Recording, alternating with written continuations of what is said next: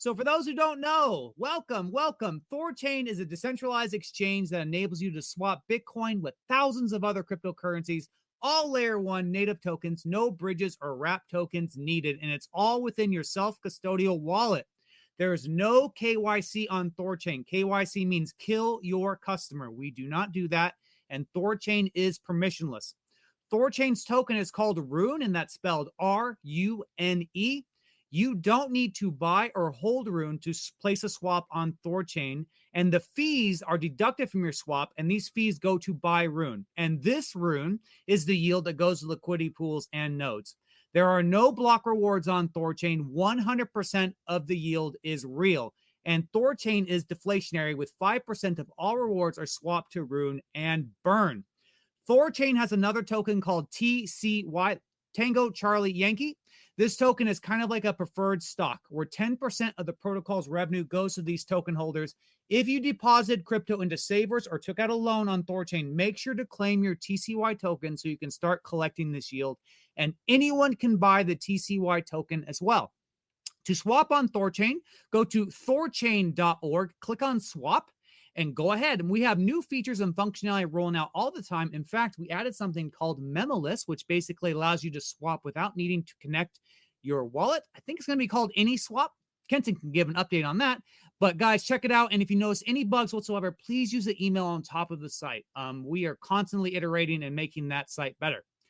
Rajira is building a decentralized Binance on THORChain smart contract layer. It's being rolled out as we speak. And speaking of Binance, you guys, if you hold Rune on any centralized exchange, you need to withdraw that into self-custody immediately, because they are using these tokens against us by short selling them and doing whatever else and driving the price down. And once in self-custody, you guys should look into bonding your Rune. And a really great interface to do that is runebond.com. It is super easy. All you need to do is to choose a node, request a whitelist, and then you can bond your Rune once approved and start earning this yield. There's a THORChain community Discord and Telegram. You can learn all about THORChain, make all kinds of friends. To go to the links, go to @Thor, Thor, @THORcommunity, all one word, account on X. You guys repost this space. If you're listening to the recording, please repost the space. We are doing amazing things over here on THORChain and on Rajira. People got to learn about it. And the only way you do it is if you share this space. Currently, there was a new upgrade pushed, 3.13. I won't get too much in that. We can get into that later. But node operators, please vote accordingly. We got a little bit of laundry here I'm going to do, and then we're going to get to introductions. I'll kick it to Kenton. I don't know if you guys noticed, limit swaps, they went back online, of course. And then we had an exponential increase in limit swap usage last night. It doubled. So before it was under 2K, and last I checked, it's almost up to $4,000. So that's really encouraging to see. And I hope we're going to continue to see that growth. One thing I wanted to talk about before we get the show starting is something Cal said in Discord. It was a long post, but I'm going to summarize it. There's a lot of talk about near protocol and subsidizing swaps and all this thing. And I just loved how Cal juxtaposed THORChain with near. And this is what Cal said. This is going to be a little bridged here. Meanwhile, THORChain is a completely sovereign and self-sustaining ecosystem. We have to pay for validators and security. We have open membership, rotating TSS vaults to be capture resistant. Seriously, who else will ever do this? We have a token with zero inflation and is actually deflationary thanks to the burn. The way we move forward is to make Rune an actually stable and investable asset with a steady bonding yield of 10+%, making the TCY holders whole again, and providing a valuable service, being the only real scalable, sovereign, and censorship-resistant cross-chain DEX. Hear, amen to that. Guys, I'm really excited for this episode. My name is Denny. I go by Patriot Sounds, my other account. Content creator for about, and educator for like 5 years now, I think. So quite a while. Kenton, I'll go ahead and kick it up to you, my friend. Yeah, thanks, man. Maybe I'll continue on with that comment about making THORChain sustainable. Just to so if it's true that Near really is subsidizing those trades, they can probably go on forever. Right? At some point, it'll catch up to them, whoever's financing it, right? And it'll fall apart, right? It won't be able to keep going. And so I've dealt with this in the past with precious metals, like selling gold and silver. There's dealers out there that would sell for like 1% over spot or 2% or something like a really low price, and when prices were like lower than what wholesale would give dealers. And so the dealer I worked through, I was working, they're like, we don't know how it's possible that they're offering that price retail because we can't even get that wholesale. And it's like, what's going on? And basically it turns out they're running a Ponzi, and works until it doesn't. And then when those dealers blow up, you have like a few months of money in inventory that doesn't match, and so you get people that are owed gold and silver, and they don't get it. It's gone, right? The money's gone. So, but unfortunately, those things can last for a few years before it unravels, before it catches up, right? So, so that's really going on with near. It's inevitable. It's just a matter of when. And the best thing, back to the precious metals, the best thing we just did as a dealer is like, listen, we've been in business for years. We're going to continue to be in business for years, and this is what it costs, and this is what we're worth, and blah blah blah. And then over time, you just start building that reputation of being reliable and trustworthy, and people just start getting wise to the scams and the fraud and whatever, and they just stick with you. And then that's how you be. That the dealer I'm talking about is called Miles Franklin. Now they've become one of the bigger dealers in the United States, and just by being consistent and honest and good and just delivering. So it's playing the long game, and that's what will keep THORChain surviving, is by being actually making money. It's a profitable business, right? So we can outlast near, right? Right, we can keep going, and the other thing is, like, everyone's got to zoom out. Like if you add the volume on THORChain and near together, it's 0.1% of all centralized exchange volume. The people eating our lunch is Binance and Coinbase, the centralized exchanges. Like that's our real competition, and that's where we need to get our volume. And another thing is with near, like that all their volume is coming from the wallets, and so like it's just a race to the bottom on the fees with wallets. That's why they're getting the volume. And so, like, what do you want us to compete on? Like, just start losing money too? Like, you want to compete on who can lose the most money and last the longest at losing? Like, it's not a good business. And so, and it's not just near. Like, there's other people looking to enter the space too, right? So we're going to have multiple people to worry about with the wallets, and they're all going to be fighting for lowest fees. And I would say that just shouldn't be our primary business strategy. That's why I'm focusing on the swap interface and the front end. That should be our primary growth, getting users there where we are getting all the flow, right? Because the wallet's just going to get more and more competitive. And I can add to that because of our own DEX aggregator. So the Unstoppable guys, this is part of building out the front end. We built a THORChain dedicated DEX aggregator to compete with SwapKit. So this is part of the reason what's taken so long for updates to go through on the swap interface, is that backend needs to be all built out, right? They keep doing updates, it's like doubling the work. I get that end of the site done, so then they can just put the updates on the new backend. We should go out hopefully tomorrow. I know it's been any day now for a few weeks, but Ibex said it should be tomorrow. They're really close. And this aggregator, we can offer it to Ledger, Trust Wallet, anybody else can use it. And it'll be, so if any wallet listening, you can use our new DEX aggregator, where routes going through THORChain have 0 fees. Routes going through Maya have 0 fees. And then anywhere else, that fee is negotiable. We can talk about it. But we also have near. We have near intents in our aggregator. And so let me walk you through this, guys. So on the THORChain interface, we're going to have near intents as part of the aggregator. But all the flow, all the trades are going to prioritize through THORChain. If it doesn't trade there, it'll go to Maya. Doesn't trade there, then it goes to other, the other DEXs to get the best fill. And if it's near, it's so be it. And why are we doing that? Why support our competition? Well, the goal of the swap interface is to get users, get people on it using it. We don't want to send people elsewhere, right? We want our site to be the one-stop shop. You can come do everything on our site.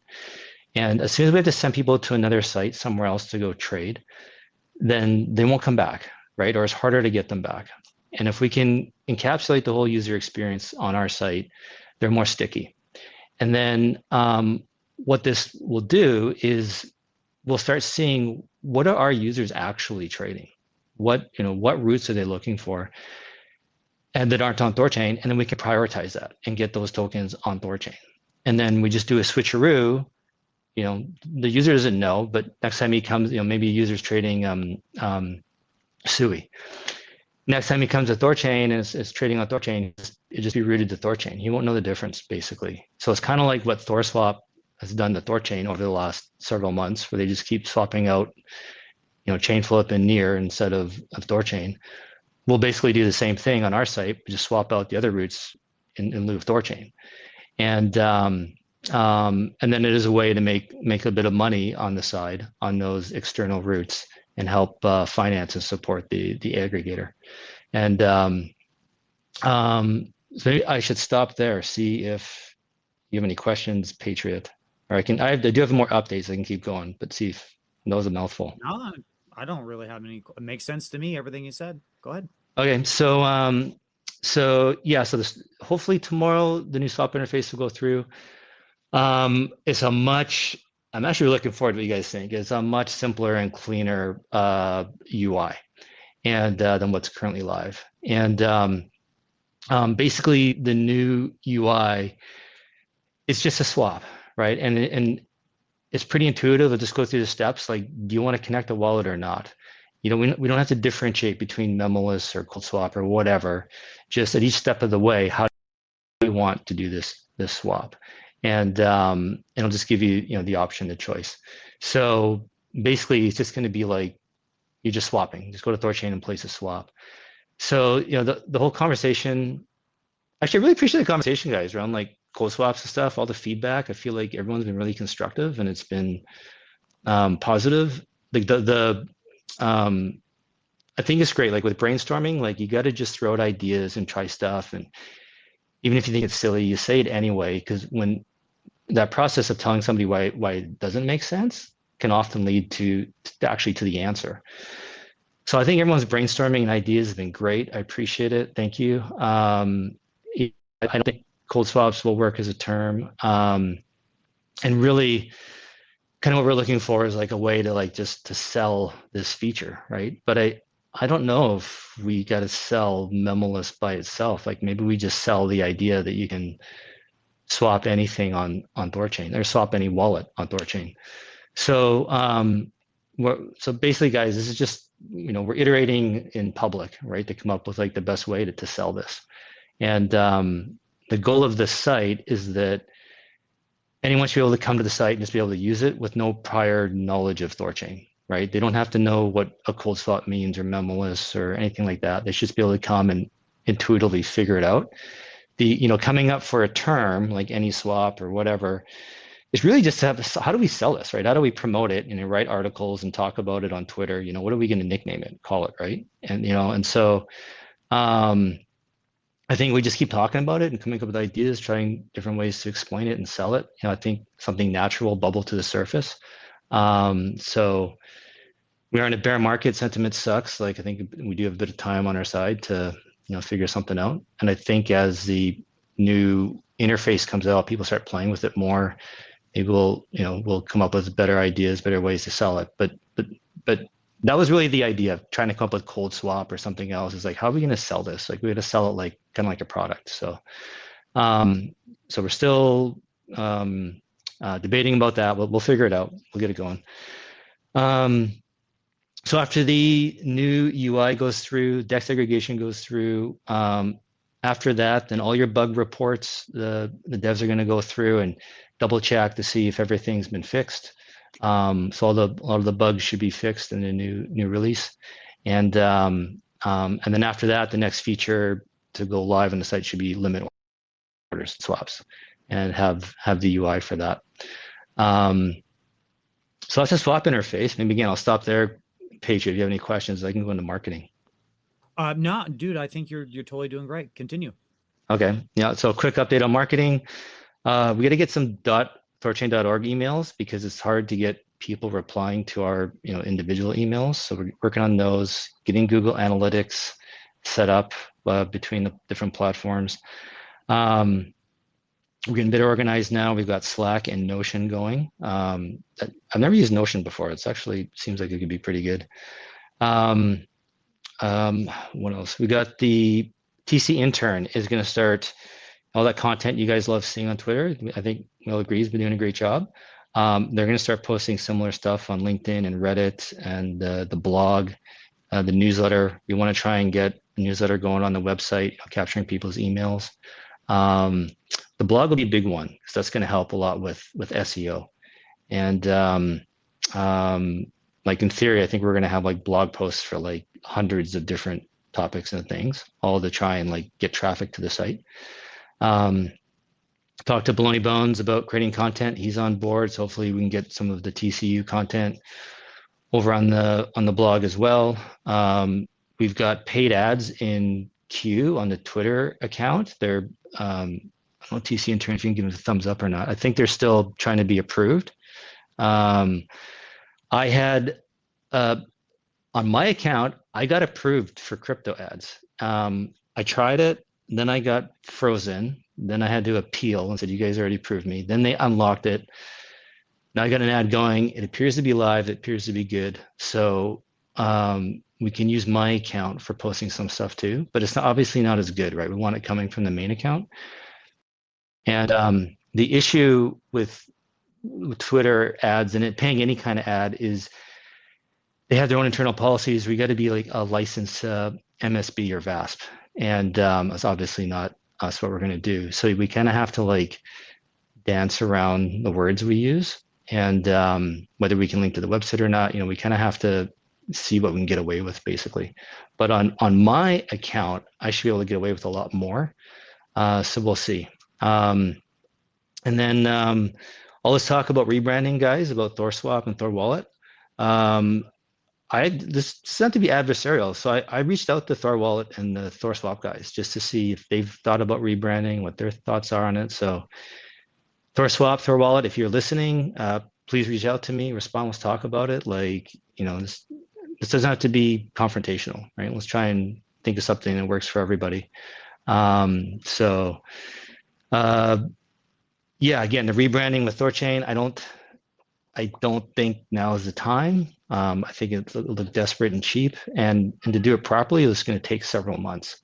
So if we're going to do it, it's a big decision and one we can't, it's not one to be made lightly, because there'd be no going back. And it's not like if we decide to rebrand today, all of a sudden everything changes today, right? It's going to take several months. So I think we keep going with what we got. There's a lot of sunk capital into this brand. If THORWallet and THORSwap don't want to change, that means there's value in the THORChain brand. So, why should we throw it away? And I think there's still value there. I think part of fixing your brand is getting rid of all the chaos. I think everyone agrees that has been a poor direction. If we can get rid of the chaos and go back to stability and trust, consistency, that'll help rebuild and get things going. So I think there's still a lot of value in the brand and way to bring it back. I don't think we have to knee jerk out of it. And that's good for me. I think that's my update on everything. Perfect, man. That was really succinct and solid, and everything you said, I really don't have an issue with it. And I love it, man. So keep doing what you're doing. I really liked your DEX aggregation idea about, just facilitate swaps, and that gives us information about people want, and then that can prioritize people like Chad to focus maybe on chains that we may not realize are actually hotly in demand. So brilliant stuff, dude. I love it. Okay. Well, gosh dang it, guys, we're here. That was a good introduction. Chad, how you doing? Hey, man. How's it going? It's going very, very well. I'm so glad you're here. Man, limit swaps are live. You got any update? Like, Yep. I'm loving it.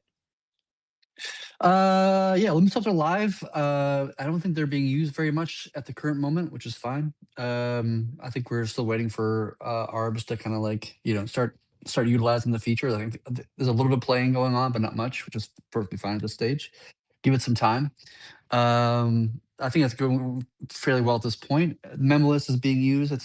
I haven't seen any bugs yet with it, which is great. Which I'm hoping to see. I think that's a really big feature that I'm excited to see that start to be utilized more and more. Yeah, I totally agree. And, if this trend continues with no bugs on the limit swap, post our update, our patches, then that means we can get rapid swaps faster, correct? Uh, yes, correct. Yeah, I think like in order for us to use rapid swaps, I want to have some confidence that arbs are putting a decent amount of liquidity into the limit swaps. Because if you don't have limit swaps, rapid swaps becomes non-practical. At least not in my view. So I like to see more adoption of the limit order feature before we start unraveling, or not unraveling, but unrolling rapid swaps.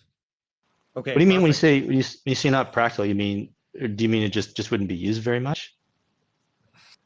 It just means that like in order, so if you don't have limit swaps, and that's a hypothetical scenario, that the only way you could get rapid swaps to work is that if two people happen to be trading in the reverse direction at that particular moment, right?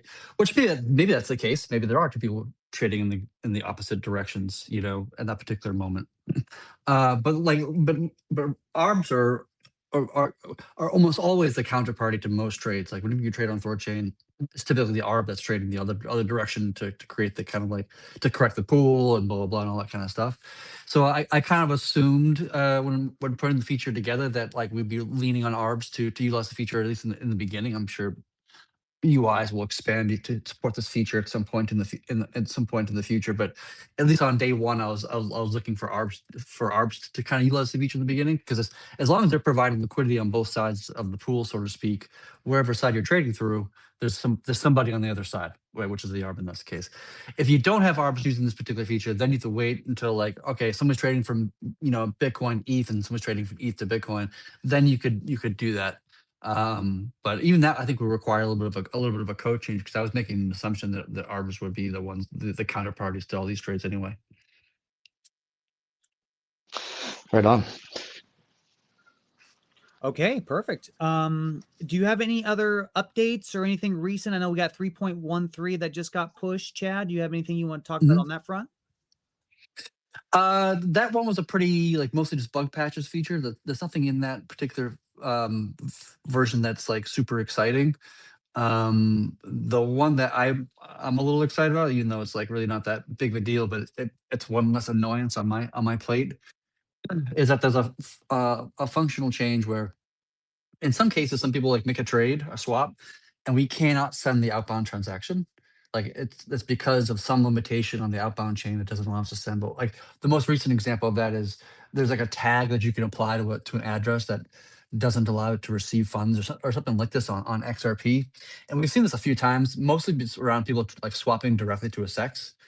And they're not really, down to receiving funds in that kind of way. So it doesn't really work. And so right now the funds more or less get kind of trapped. It can't send the XRP address, so to speak, and then it just kind of gets eventually just kind of gets dropped on the floor. And the coaching we made was just that like whenever we get in the situation where funds get trapped like this, it will either send the outbound funds to the treasury for the treasury to kind of work out. So take the outbound XRP tokens that you swap to, and then it would just swap back to BTC, for example, and send it back to your BTC address so that it kind of auto resolves on its own. Okay, cool. So it looks like we've got some optimizations that help with that. That's really, really cool. Kenton, did you have anything? I do have some questions. I've sourced, not too many, but I was wondering if you had anything you want to add to Chad before I get to community questions. No, I was gonna bring up 3.13. The one thing I saw highlighted is the 82 times speed up with the advanced swap queue. So advanced swap queue is rapid swaps, right? And I'm wondering Yes. how does that speed up the quotes? It's an 82 times speed increase in quotes. Yeah, that was just because of some like performance things. So like the quotes endpoint doesn't really actually utilize the like the limit swaps kind of system because it's not helpful in doing a quote, and doing limit swaps is a computationally more expensive thing than doing like a liquidity pool kind of market swap. So by changing some of the ways, like this doesn't actually change the performance of swaps themselves. It just changed the API performance for getting a quote, which now actually, by the way, is actually slightly faster than it was on the legacy swap queue. So the newer advanced swap queue is actually slightly faster than the older one. Not that it really matters that much because like we're already the fastest API quote system in the game right now. Like I think near is the slowest one. So whether we're like 1 second or 2 seconds to respond or even 10 seconds doesn't really matter because the swap kit's endpoint still gonna query chain flip and near and their quotes endpoints apparently are slower. That's what I'm told at least. So it doesn't really matter that much. But it was just the API performance of the quotes endpoint was really the bug that was causing problems for launching limit swaps earlier. It was just making our API so slow that it was causing issues for SwapKit and things like that. So this was just a performance change just to kind of make it more performant to get a quote. So I like sometimes when I'm on like THORSDAY, for example, I'll have a trade there and I'm looking at all the different routes and I'm just sitting there and then, every, I don't know, 5, 10 seconds or whenever it updates, then the order will often change between all the exchanges. And I'm like, what's really changed in the last minute or two? And oftentimes I'll see is THORChain will start at the bottom, but then it starts moving up and every now and then becomes a recommended. So I'm curious, is it truly just like market gyrations, or is there some delay in the quotes going through that's affecting it? But I guess we're the fastest quotes. That I guess doesn't make sense. Um, Yeah, yeah, do you have any idea what's happening there? Is it really just market movements? it is mostly market movements. So, for example, somebody could be doing a trade, in this particular block right now, and that trade, pushes the pool price from, $100,000 Bitcoin to $101,000 Bitcoin. I don't know. I'm making up numbers here. And if you're trading in a certain direction, that makes your kind of quote better, right? Because the pool price could be away from the market price because somebody just did a swap a second ago, and that gives you, in your particular situation, it makes you a better price execution because even though the pool price is theoretically wrong in this moment, it's wrong in a way that's helpful for you. Do you know what I mean? And so that can be part of it. The other part of it could be that the delayed outbound can shift, from block to block, depending upon like when things get sent out, whatnot. So that can like change the timing. And I actually looked this week. I did a deep dive this week with Oleg from the SwapKit team about like the mathematics of how they make recommendations. And I kind of wanted to do a deep dive into like their kind of like their algo, if you want to call it that. And the recommendation goes based upon output, like how much tokens you're getting, right? And also performance speed, how fast does it take? And if you're all within 1 minute of each other, then it's all about output. It's all about how many coins you get. If you were more than a minute, it gets a little bit different. So it might be like 95% output and 5% speed. In extreme scenarios where you're like 15-minute difference between like all the competitors, then you can get like a 20% system, like where it's like 80% the output of the tokens and 20% the speed. So in Near's case, like Near has very slow swap times, right? Like every one of their trades, according to SwapKit, is about 27 minutes. And the reason for that, I presume, is that like Near intents as a design is not very good from an efficiency perspective because you don't know, as a solver, you don't know what the liquidity is you're going to have 5 minutes from now. You only know what you need like now based upon what people have proposed on the chain. I have ETH and I want Bitcoin or whatever the assets are, And then once it's on chain, then the solvers have to like figure, okay, they want this. Okay, how much, or where can I get that Bitcoin from? I can get it from a centralized exchange. I can get it from, THORChain. I can get it from like whatever the thing is. And when you do that, that takes time because then I have to do a swap on THORChain to get the Bitcoin to fulfill this intent on Near, right? Or vice versa for, Binance or whatever.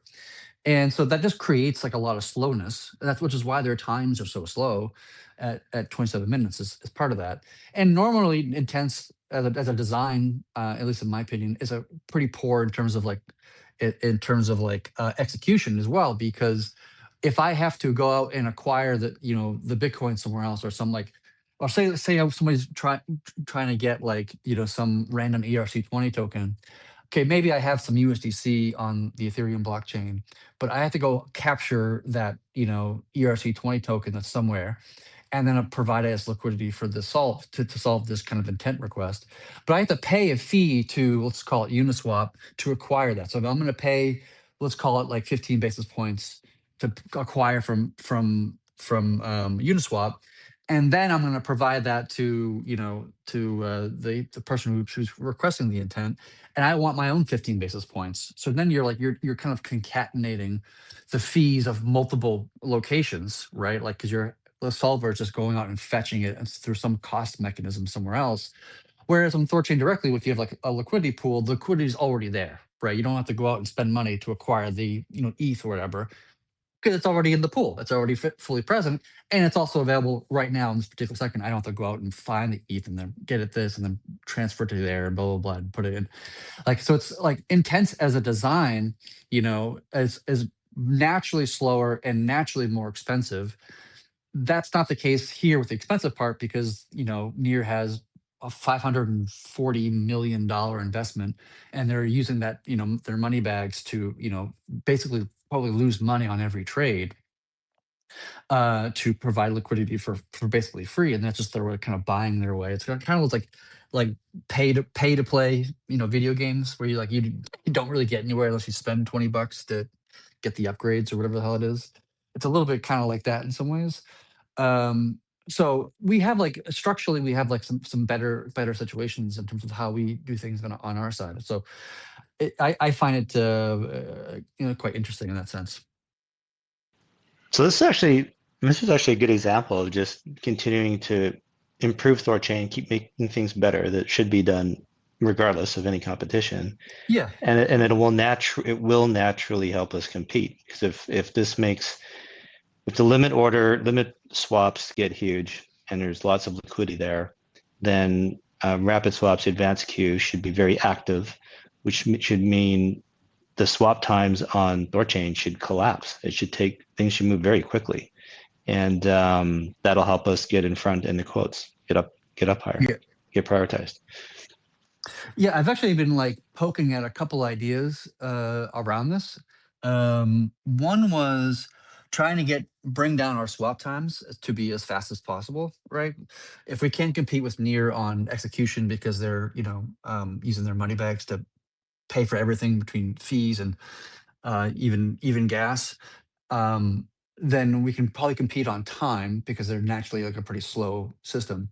So one of the things I've been thinking about, and I've got a PR that I've opened up that's like in a draft status, where we do basically like it's kind of like zero conf trading, not exactly zero conf. It's like a kind of like it. And so basically, what happens is on a UTXO chain like Bitcoin, where you get 10-minute block times, we basically would say that once we get consensus on the mempool that this Bitcoin's coming into us, we basically do the trade now. Before the Bitcoin has even hit our wallet, we execute the trade as if it already was, and we swap to, from Bitcoin to ETH or whatever. And then we hold the ETH until it gets the confirmation on chain, like until we get like a one conf on Bitcoin. And that way and then once we get the confirmation, like the trade is just like the outbound is just like instantly sent, right? So you've already done the streaming swap and you've already done the delayed outbound before the confirmations even hit. And then when you get the confirmation, you just send it out. So that means that like technically, like if you were to swap like 0.8 Bitcoin right now on THORChain, it would take about approximately 20 minutes for that trade to execute. But with this code change, you would basically have that to be about 10 minutes, right? And then every trade below that size would always be 10 minutes, right? For that one comp thing. And then every trade after that, like in terms of larger sizes of trades, would be effectively like minus 10 minutes off whatever the trade time would actually be. So that's like, it's an idea that I'm playing around with to see if we can get this to going so that we can have we can improve fast execution specifically on Bitcoin, because that's how we get the large like 10-minute block times. There are other UTXO chains we run mempool on, like Doge and whatnot. Those are a little much smaller and faster times, so it has less of an effect. But obviously, Bitcoin is like the big beast, right? Obviously, it's like the largest asset, largest pool. So even implementing this feature just for that one coin is probably worthwhile. Like it would probably provide enough value to warrant the time and energy to get it put together. I love it. I think it's a great idea. Compete on time, right? There's other ways to compete than just price. That's pretty cool, man. Yep. What about batched outbounds where you can like aggregate, several Bitcoin trades into one? Would that help improve times as well? Or is that just with the improved costs? How do I, batched I outbounds think that affect would things? it wouldn't make things faster necessarily. Well, generally speaking, it would not make things faster in terms of execution. In rare occasions, it can. Like if we have like a big outbound queue, and it's just taking forever to get through the queue, then yes, batch outbound would clear that queue, in a minute or two rather than waiting like an hour.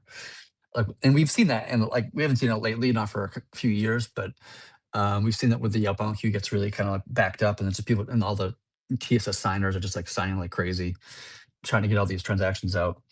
But that should make it more efficient in terms of like gas utilization. So we spend less on gas per transaction or per swap, and I think that's beneficial in its own. Maybe Chad, can you remind everybody what the outbound or the batched outbounds are? Yeah. So I'm trying to think of how technical I want to make this. Well, on a high level, it's just that like instead of when we sign transactions to send to Bob and Alice and Kenny or whatever, we sign 3 different transactions. It's almost like each person's taking their own little independent Uber, right? And Uber's quite efficient. Like it's you go to your place really quickly. But obviously, it's not the most. It's probably the most expensive way of moving around in a city or town is going by Uber. And batch outbound is kind of conceptually doing like what a bus is to Uber, right? You're signing a single transaction, and you're sending out multiple outbound transactions, right, from a single signature. And by doing so, you're also like taking up less space on the chain on the block. How much it depends on what we're talking about. In Bitcoin, you'd probably you'd consume like less bits in the block, so to speak. For ERC20s, it have almost zero impact because of how ERC20s work. But it depends on what asset we're talking about, depends what chain we're talking about. But in effect, we're talking about moving from a Uber-like model where we send out individual transactions to individual people one by one to a kind of a batch bus-like model where we're signing a single transaction and sending out multiple outputs to multiple locations at the same time. That's going to make it a lot easier to do things like when we move to DKLS in the future. That's something we'd like to do. Going from DKLS is a lot faster from a signing perspective. GG20 has I think like 7 or 8 key sign signatures, key sign rounds when you're doing a key sign transaction, signing something. DKLS I think is like 3 or 4, if my memory serves me correctly, so it's a lot faster. But we also want to move from like having 6 Asgard vaults to hypothetically we want to do 1. But I would presume that going from 6 Asgard vaults to 1, even with DKLS, will be slower than what we're at the signing speed of what we're doing today. Which is why batch outbound becomes even more valuable, because you have to do less signatures. For like instead of signing 10 Bitcoin transactions, you can sign 1 hypothetically, right? It also kind of forces us to do like UTXO consolidation a little bit more efficiently too, because you're signing multiple V-ins for V out. But that's another technical thing I'm not going to get too much into the weeds about. But yeah, it is something I want to see. I want to see happen. I know Liquify has been working on this feature for a little while now. I've been helping them from time to time when I have time to kind of divert my attention towards them to help them in these things. But I think we're probably going to implement it for Bitcoin and ETH, and maybe not for the other chains, just because it's just not enough volume to warrant the energy and time it would take to support it, unless it's like a really easy thing. I'm not sure how it would even work on Solana. I'm not familiar with the technical implementations of Solana, but that is something we're definitely going to look into in the future. Awesome, right on. I'll reach out to Liquify guys too and ask them. See, I know they're working on it, but I haven't heard about an update in actually several months from them. So yeah. We'll get it shipped no matter what. Pardon? We'll get it shipped. Do you at some point? It's just lower priority right now. Okay, gotcha. Actually, yeah, I'll follow up with Liquify, see where they're at. Patriot, do you have any? There's another interesting feature I've been thinking about, and this is not like rock solid. It's something I've been chatting with a couple people about. I'm curious, Kenton, to hear your feedback. And one of the interesting ideas I've been thinking about is that like we can make the basis points that you pay in your swap fee to be relative to how far the pool price is from the Oracle price of like Bitcoin, for example. Right. So if the two are the same, then you're going to pay 10 basis points, whatever the min basis points is set up right now, or 5 or 10, 15, whatever it is. But if it's different, where the market price or the Oracle price is higher than the THORChain's price, you would get less of a fee if you were selling the asset, and you would pay more of a fee if you were buying the asset. If that makes sense. Hopefully I get that direction correct. So the idea is that like even if the pool price is slightly off from the market price, the network validators who push the Oracle price into the network can take it kind of the last mile. You know what I mean? Kind of like when you order a package, it's like that last mile is like kind of the hardest mile, if you know what I'm talking about. And so the validators themselves can do a form of arbitrage, sort of.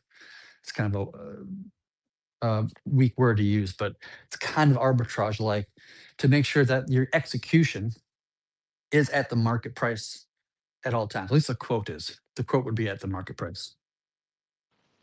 Well, maybe not the validators, but the network is incentivizing users to push the price towards the Oracle price, right? Yeah, I mean, you could look at it that way. That's a different way to look at it. I would look at it more of like the validators who push the Oracle price into the network give the protocol the information about like how far off is our pool price from the market price, and then in order to give you the market price rather than the pool price, it changes the basis points to kind of more match it. Do you know what I mean? The network would change. The protocol would. Yeah, the protocol would change the basis points. So it's not the nodes individually changing it. Right. It's the nodes who provide the Oracle price. Right. They're the ones that are querying Coinbase and Binance, and so they put together the Oracle price of Bitcoin or whatever asset we're talking about. But then the protocol with that information, the actual code, would codify kind of the slipping of the basis points, either up or down, relative to which direction you're going, to give you the market price, at least at the quote, on the quotes at the start of your swap of the quote, to be always at the Oracle price, rather even if the pool price is slightly off. If that makes sense. Yeah, it does. Yeah. I think maybe surface level makes sense to me. Sorry, who was that? Go ahead. Yeah, that was Slamdowner. Just it definitely sounds like something that would be interesting to experiment with. I guess in normal market conditions, when the price is ranging, it should help getting a better execution at the market price. It would just be interesting to see how that plays out in sort of extreme, pump or dump environments where everyone is going to, I guess, be trading away from the market price, and it would be good to try and validate to make sure that we still get volume in that scenario. Yeah, actually, like I wouldn't consider this to be like I said, it's kind of like the last mile of delivering a package kind of thing. It's not going to deliver the whole package. So if you're right, if you're in a situation where the whole market is dumping Bitcoin because we got like a flash crash situation or something like this feature wouldn't you know wouldn't fix the pool price from the market price because the price could be falling faster than the arbitrage bots can arbitrage, right? In a theoretical scenario. And this would not like get you the rest of the way. It's most like a last mile kind of help to get it like just right, just perfectly right. Because even like the arbitrage bots can't actually get an arbitrage bot can never put the pool price to be equal to the market price, right? And the reason why that is because they always have to pay swap fees when they do that. And so they always have to like within if the pool price is X, the market price is X. If you're charging 15 basis points, you're not going to get anything closer than 15 basis points to the market price because of the fees that's being paid. And so this would be a way of like kind of taking that last mile, so to speak, to get it exactly right. That's the theory. That's the idea. I don't know. We can experiment with it and try it and talk about it, but we'll see. No, I love the idea. Maybe let's rewind a bit to first principles. Why does it matter, or would it matter to be as close to the Oracle price as possible? Well, the reason why is because if say the Bitcoin price on THORChain is $100,000, let's just say, and then on the rest of the market, like on Binance, for example, it's $105,000, right? So there's a difference between Binance and THORChain. Now, if you are trying to sell Bitcoin, you're not going to want to sell it on THORChain because we'll give you $100,000. You'd rather sell it on Binance because Binance will give you $105,000 in this hypothetical situation, right?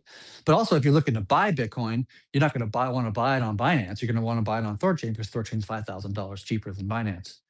And so it creates this kind of situation where that's where the arbitrage comes into place because you're going to sell here and you're going to buy there to push the price between THORChain and Binance from 105 to 100,000 back to some sort of like middle between the 2 points, right? That's what arbitrage bots are more or less doing.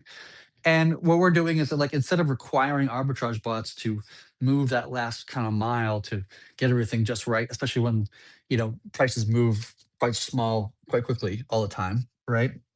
This would hopefully kind of like have us shadow the market price at all times. So we're always going to be executing the best possible quote we can give you for relative to the market. Otherwise, if we just stay the way without that, we're at $100,000 per Bitcoin, and Binance is 105. Sometimes we'll give you a better price because we're behind the market, and sometimes if you're swapping the other direction, we give you a worse price. But we always just want to give you the best possible price we can give you, no matter what, no matter which direction you're going. So yeah, so my smooth brain is, the price on THORChain is just the only difference between it and the Oracle price is just the fees. The cost to are between THORChain and the other exchanges. Yeah. And so if we want to get closer to the Oracle price, one way to do is just lower our fees, right? And lower, so we should get there. And so I've been thinking, like for on trade assets, have lower fees, 1 basis points, or follow Binance's commission schedule, where you have more volume, you get cheaper commissions. The way to get our tighter spreads on THORChain. It sounds like what you're suggesting is instead of giving traders a discount on the volume based on the volume they trade, you're going to give traders a discount based on how close they can get the price to the Oracle, which is our real goal. That's our goal, is to get the pool price close to the Oracle as we can, because then in turn, that is what we should really drive our volume, because we're going to get better quotes wherever people are looking at us. Like is that making sense? So that your idea can replace the reduced fees by volume idea. Yeah, well, you don't have to replace it. You can do both, right? Like you can say, you can say that the base, basis points is, let's just call it 15 basis points is the basis points. And then we can say, well, we're going to increase it or decrease it 5 points based upon the volume of that particular pool over the last 10 minutes, 15 minutes, hour, whatever, I don't know, some number. And so then you go from, your 15 basis points, okay, there's been a lot of volume, so we're going to increase it to 20. Then on top of that 20, you then say, okay, are we close to the pool price in the market price, or are we way the hell off, right? And then you can either add or take away, based upon that 20 number. So you can do them both. You don't have to do just one or the other. It's pretty interesting, man. Yeah, I like it. Yeah, sounds cool to me. Yeah, I'm nerding out over here, you guys. I love this stuff so much. It's so freaking interesting. Gosh dang, I wish I could do this forever. All right, so we had Slam Bammer spoke. I want to just give Leo Dex a shot to speak if they have any questions or anything real quick. If you're there, Cal, I suspect. Hey, yeah, it is Cal. Yeah, I'm also nerding out. It's a great discussion. Yeah, two things. One was on THORChain having the fastest quotes. That is 100% true. So we actually fetch them individually, and we show them to you like as they, as the request comes back. So if you go to Leo Dex, you'll actually see THORChain, the route quote populates faster than all the others. And then near intense is the slowest by a very significant margin. And then second thing is we released support for memoless. So I'm pretty excited about it, and we're calling it Instant Swap.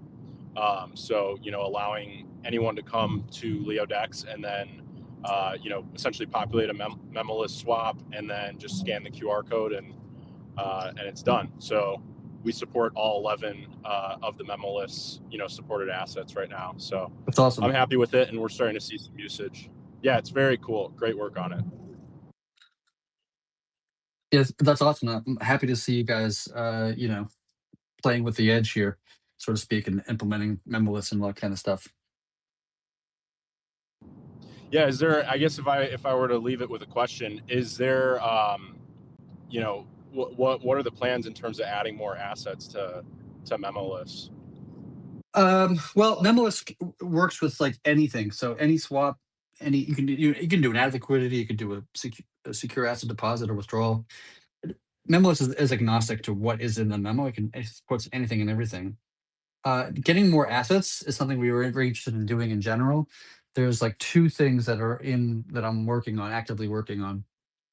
One is to get it so that individual validators can either choose to support some external chain or choose not to support, and changing our kind of security design from everybody supports everything to you just opt into the things that you want to support, and of course you only get the fees collected for the chains that your validator supports.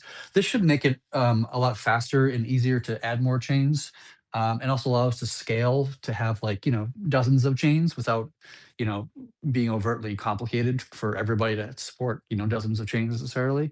You can support as many or as little as you choose to support. That's one thing. And the other thing we want to do, well, actually, that's actually three things. That's one. Second thing is we want to do our own form of intents similar to Near. It would support any asset, but it's really intending more for long tail assets. So we want to be as diverse as Near is in terms of like the number of assets, the number of chains that we support. They have a little bit easier time because they're much more centralized. So adding new chains, they can add like 5 chains in a day if they really wanted to, so to speak. So they can move a lot quicker than we can because they're so centralized. But that's okay. I don't mind that part. We'll keep an eye on things and we'll just add chains as fast as we can. And then once you have a chain added, our intents would allow you to swap, to and from any asset on that chain, and except for the ones that are, well, not any asset. Only the assets that are whitelisted in our network would be allowed, just because we don't want to have like fake ETH tokens or fake Uniswap tokens or something like this, and have people get kind of scammed on THORChain. But basically, you could support any arbitrary asset on the network. Doesn't there an update has to go through on the router? before to enable like ERC20s and whatnot from MLS? Yes, I think that's true. I think Router V6 does that. I think you're right. And then I'm curious, why can't we do, or at least doesn't work for me. Can we Sorry, say it Rune, again. Your audio cut off for a second. oh, sorry, the Rune token. We can't trade that on MLS. Oh, you mean directly from the Rune token? You mean? I believe that's what I was trying. Yes, that's right. Yeah. Sell Yeah, Rune to buy. I think that's something. right. I think when I implemented the memoless feature itself, I was thinking about chains that's very hard to write memos to. But we can. I mean, it wouldn't be that big of a change, to be honest with you, to add memoless for native assets like Rune. I guess historically I just didn't think of that or think of the use case for that. But if you think it'd be really valuable to the protocol to support that, like it wouldn't be that hard of a code change, to be honest. Well, yeah, I think it is. Yeah, it's kind of just being honest with. Yeah, that's what I meant by more assets. Sorry to cut you off, Ken. That's what I meant by more assets for memoless, because I know a couple people were asking about doing a rune swap with, for example, something like multisig, and then wanting to do a rune swap with memoless on another interface. Yeah. Okay. I mean, I can add it. I'll put it as a task item for myself to support it. I didn't even consider it, to be honest with you, when I was putting the feature together. So, but I'll get on it and get it done. Yeah, please, because I can.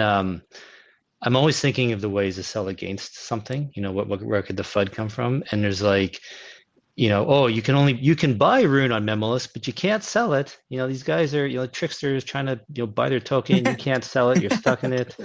So we definitely gotta be able to sell Rune for sure. Yeah. Well, of course you could sell it, just not using that particular feature, but nonetheless, yeah. Yeah. I hear what you're saying, though. I hear what you're saying. Yeah. And to tack on, someone also asked me about the Rune memoless. So that's another person, not just put it out there, that wanted it too. So I guess it's hotly demanded, Chad. Apparently. I didn't know when I was putting it together, but here we are.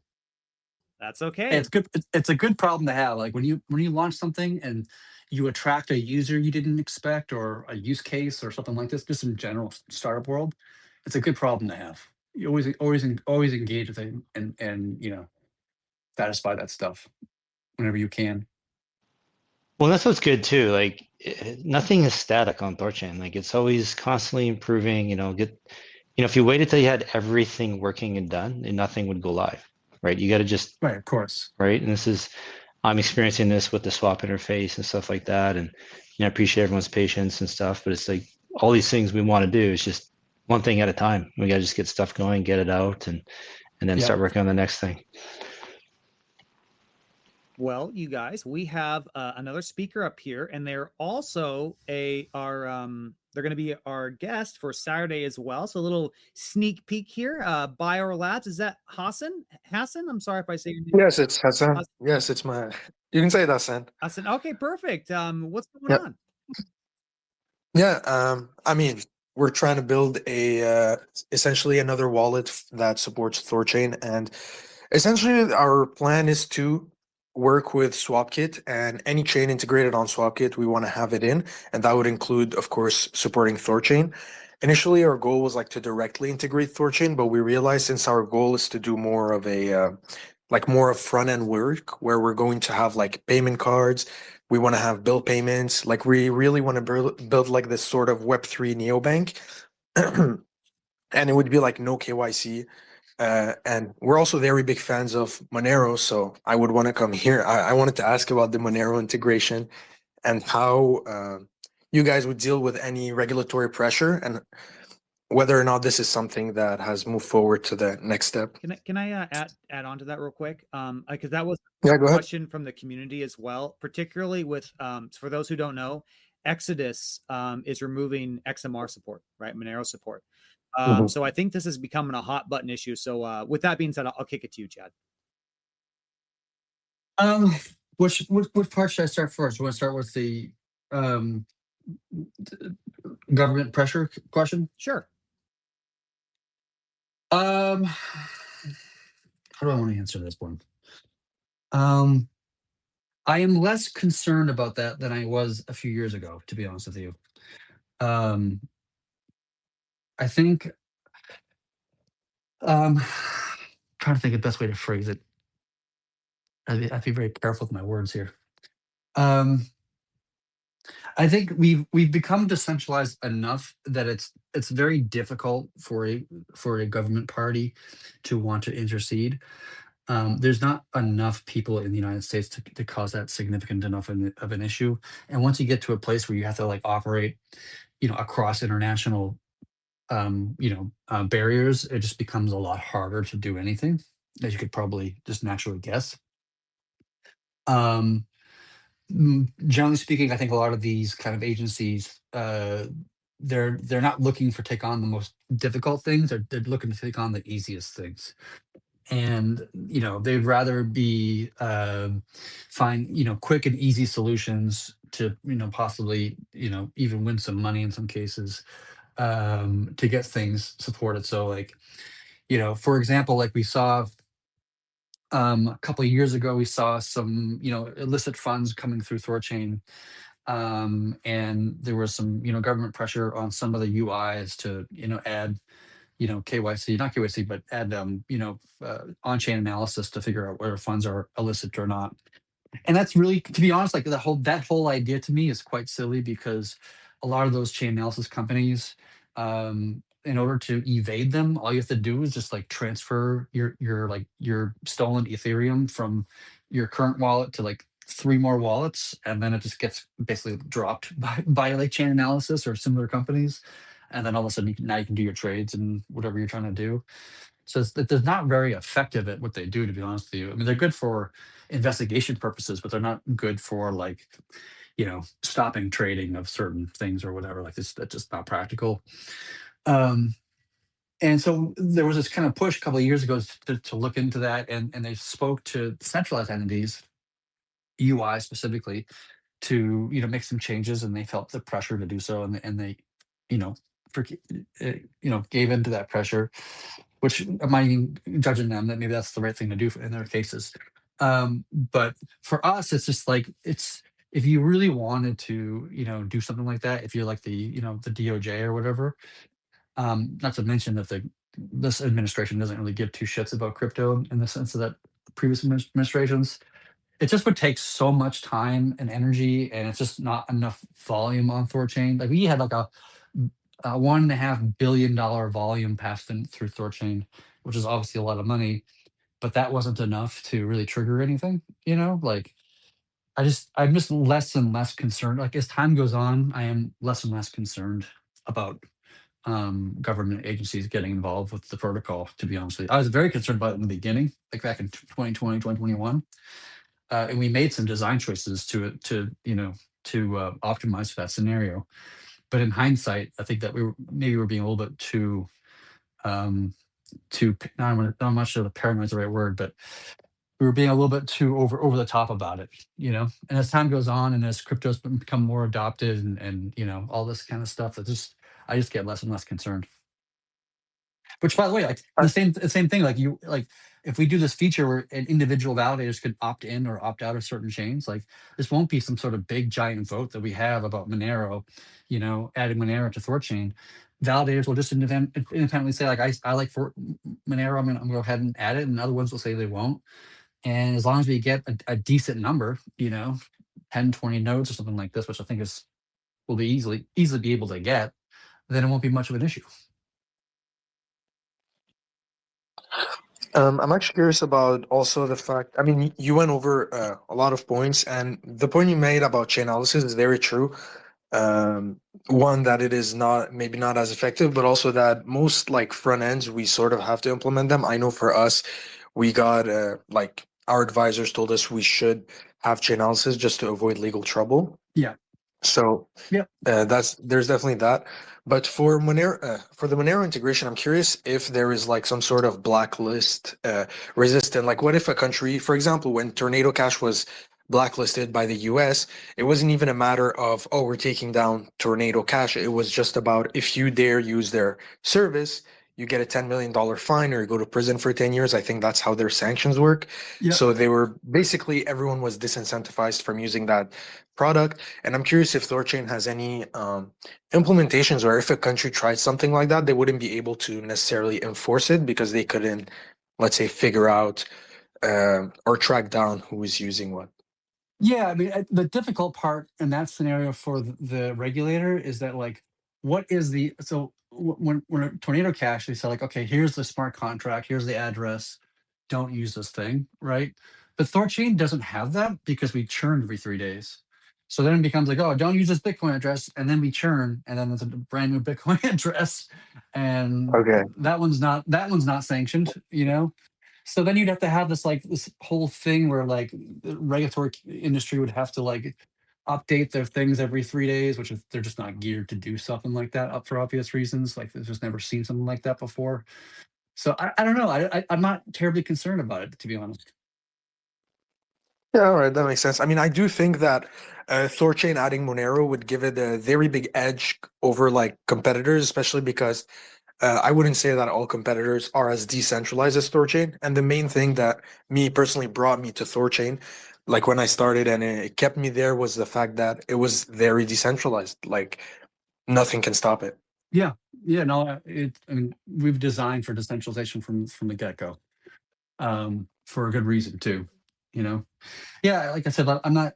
I'm hopeful we add Monero at some point. It's the most difficult chain to add to THORChain by a mile.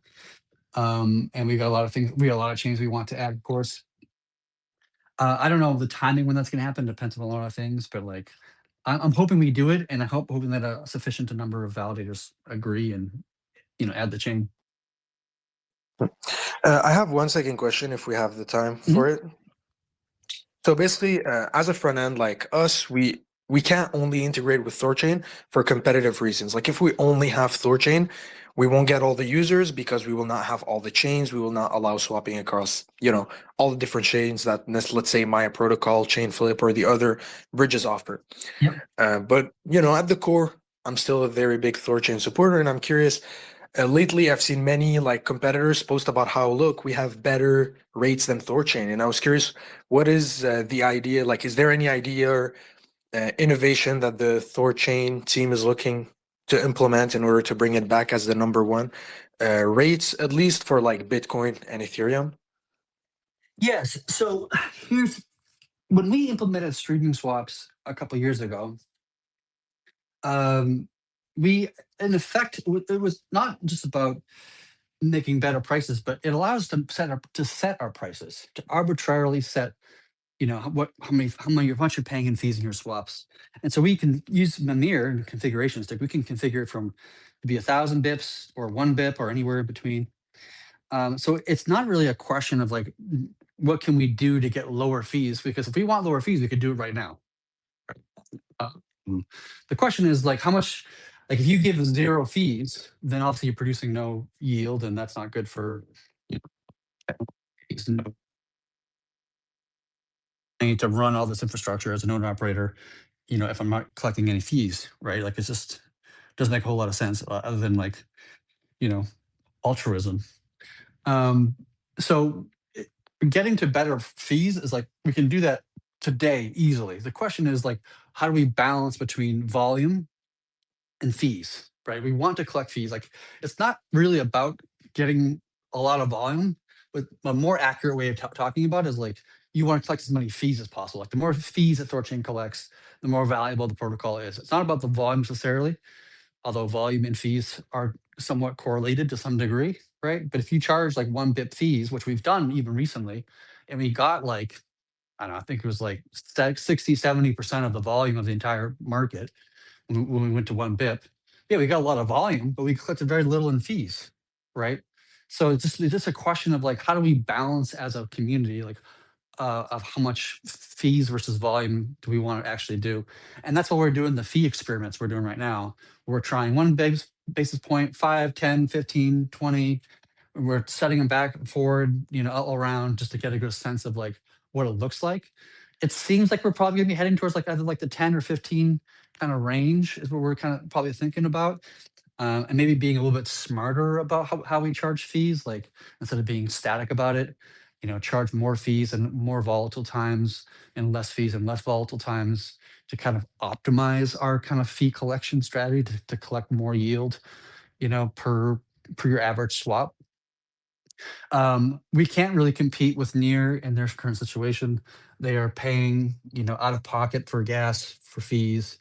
I even hear a rumor that they're like looking to prepay swap kit for the swap kit fee, so that they're paying swap kit for the swap kit's fee as well as paying the liquidity provider or the solver on the near intense design, just so that the swapper experiences zero fees whatsoever, including affiliate fees.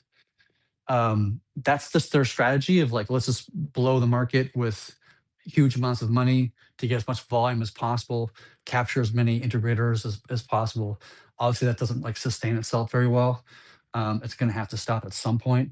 But to be fair, they do have, $500 million of investment, which is a lot more than we did. Like we had like in the beginning, we had like $1.5 million of investment into THORChains, like to building THORChain and getting executed, which is obviously a lot less money than what they're talking about. So there's not much we can do about that. That's which is why I'm going to start focusing on like being more competitive on the timing side and being more performant and faster trades. Yeah, that's one thing I'm actually not worried about, because if you think of a treasury as, let's talk about war for a second. If a treasury is your army, right? Our army would be much smaller than maybe a Near protocol, or maybe another protocol pops up and does the same thing. The important thing in any war is logistics. And I think our model, when we have pools and that we can, exist on arbitrage alone for the most part, I think the logistic battle is totally in our favor. And then additionally, Chad, to all the advancements, optimizations, the rapid swaps, Ruggiero and app layer, we're going to have all these new things. I feel perfectly comfortable. I think the first principles are firmly on our side. And to Kenton's point as well, and to your point, it's an unsustainable strategy. So we just got to wait it out, I think. But I really, out of that, I really don't lose a lot of sleep, if any sleep at all, on this. I think one way to maybe compete against them is, during the time where they're burning themselves out by paying out of pocket, THORChain could integrate specific routes that they know, for example, Near either wouldn't be able to integrate them, or either they could not or would not, and one of them would be Monero.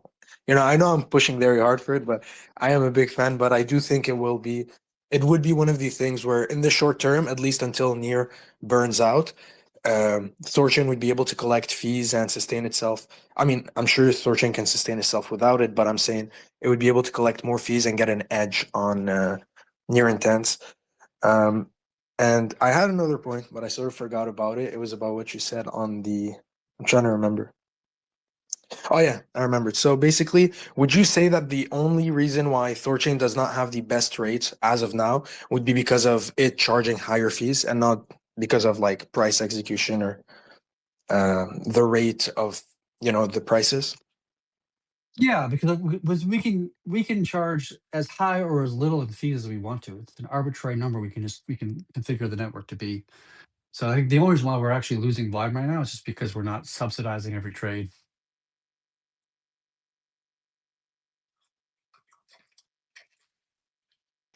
Buyer Labs, can I ask you a question? Instead of using SwapKit, why don't you use the new THORChain aggregator, where we won't charge you any fees on trades you send to THORChain or Maya, and there won't be fees sent if you send trades elsewhere. And we do have Near included in that aggregator as well, so you can save yourself the fees you pay SwapKit.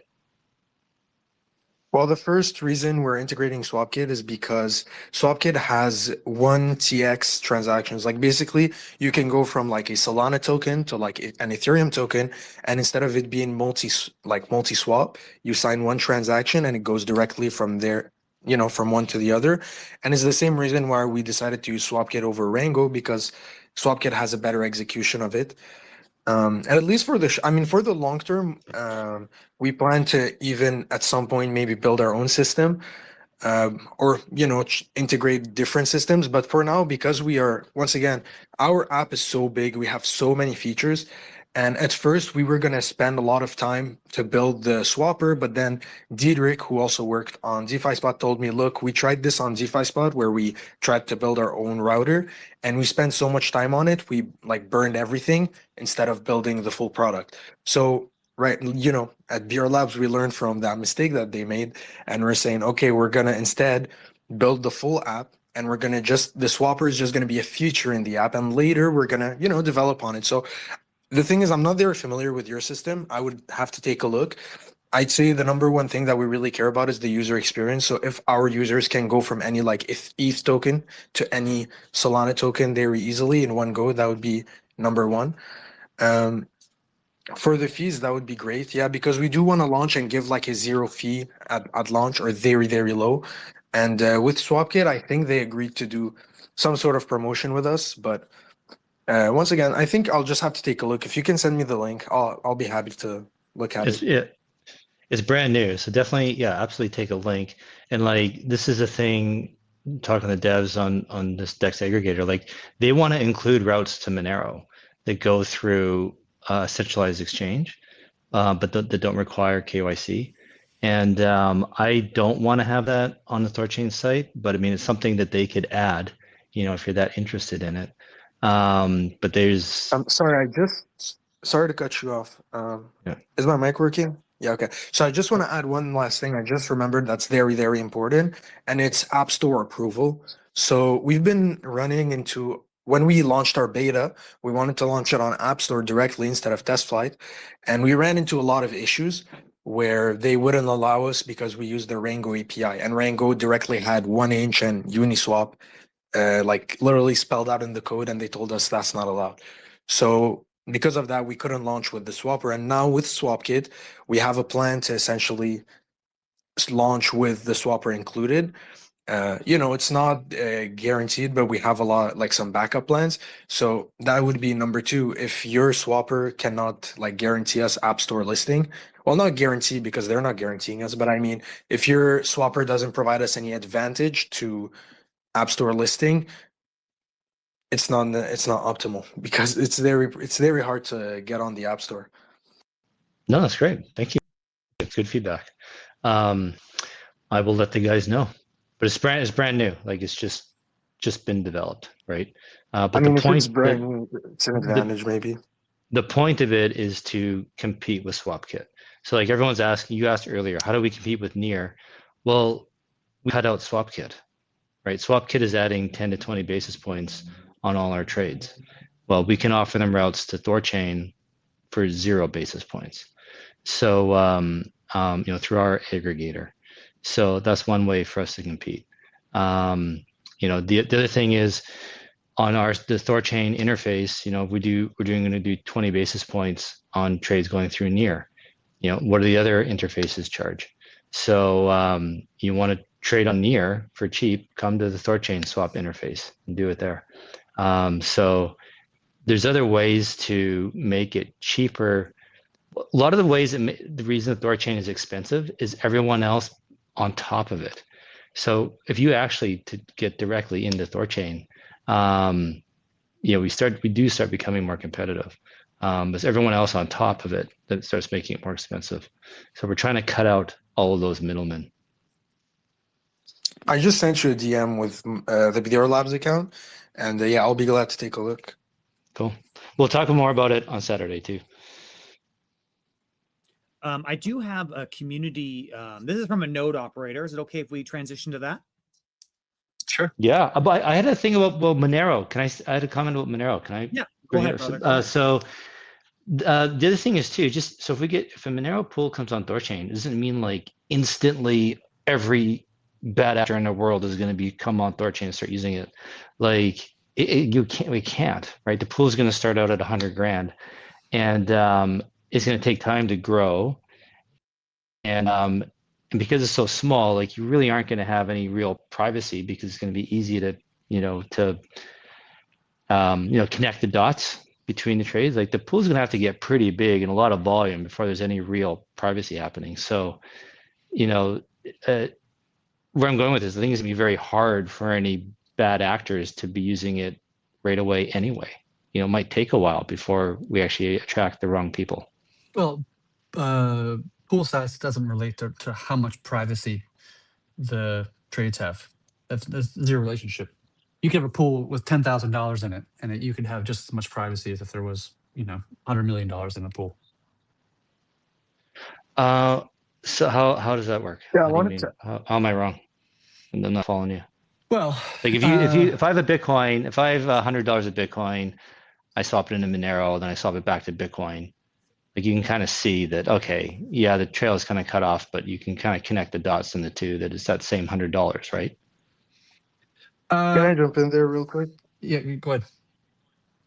Yeah, well, basically, and because I've been allotted with like in Monero chats, and the point is that it works more like money laundering. So think of it as if they put it in Monero, and then in Monero they can sort of like swap, like go from one wallet to another, and sort of like I forgot the word, but basically they keep swapping, sending it to different wallets, and at some point it's like okay, my money in Monero, untraceable.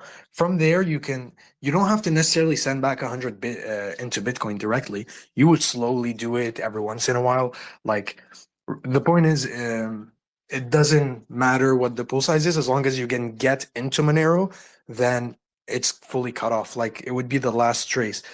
I don't think it would be very easy to see who went out unless you say, well, there isn't a lot of volume. So if we say there's only 2-3 wallets that interacted with buying and we can connect the dot, the same guy who's coming back, that's also assuming that he's going to use the same, like he's going to use THORChain to sell the time he's going to use to sell. I think just the fact that there's going to be volume is going to obfuscate like a lot of the tracing, right? Yeah. Anyways, that's all I wanted to add. Yeah, I mean, the pool will only tell you how fast somebody can trade, like how much volume they can pass through it, more or less, right? The how much privacy you get is going to be like depending upon something more complicated than that. So you would try, like you say you wanted to kind of clean some Bitcoin or whatever. Say that's what your intention. Not that I'm encouraging that or saying it's okay or anything like this, but just hypothetically. You could take your BTC, swap it to some Monero address, and then when it swaps back through the protocol a second time, the Monero, it's coming from a different address than it started, right?